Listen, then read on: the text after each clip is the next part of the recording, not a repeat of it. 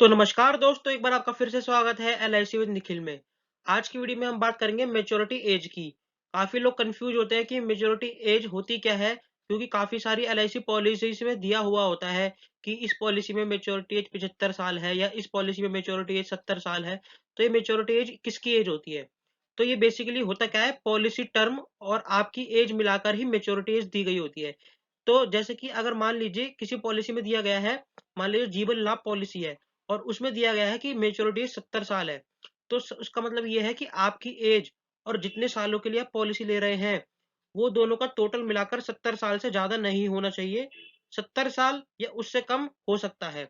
तो यहाँ पर मान लीजिए जैसे कि कोई व्यक्ति है जिनकी एज 50 साल है। अब 50 साल है और वह पॉलिसी लेना चाहते हैं 20 साल के लिए, तो उनको ये पॉलिसी आराम से मिल जाएगी, क्योंकि 50 प्लस 20 दोनों का टोटल मिला के होता है 70। तो पॉलिसी में 70 साल मैच्योरिटी एज दी गई है, तो उन्हें इसलिए ये वाली पॉलिसी मिल जाएगी।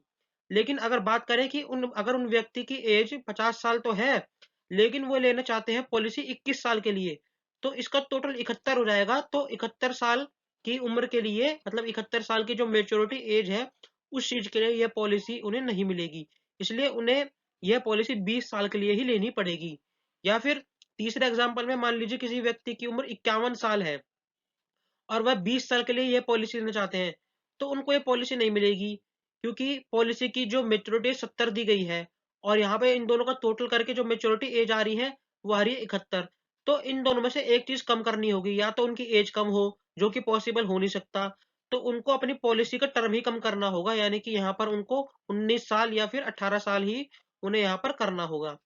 तो इसीलिए मैच्योरिटी एज देखना बहुत ही ज़रूरी है। पहली बात, आपके एजेंट जो है वही आपको बता देंगे कि ये मैच्योरिटी ज़्यादा हो रही है। वो आपको अच्छे से समझा देंगे कि ये इतने सालों के लिए आप पॉलिसी लीजिए। ये सब चीज़ आपको देखने की ज़रूरत होती भी नहीं है, क्योंकि एजेंट होते ही इसलिए हैं कि आपके जितनी भी हेडेक है, आपकी जितनी भी सरदर्दी है, वो सब आपका एजेंट अपने ऊपर ले लेते हैं।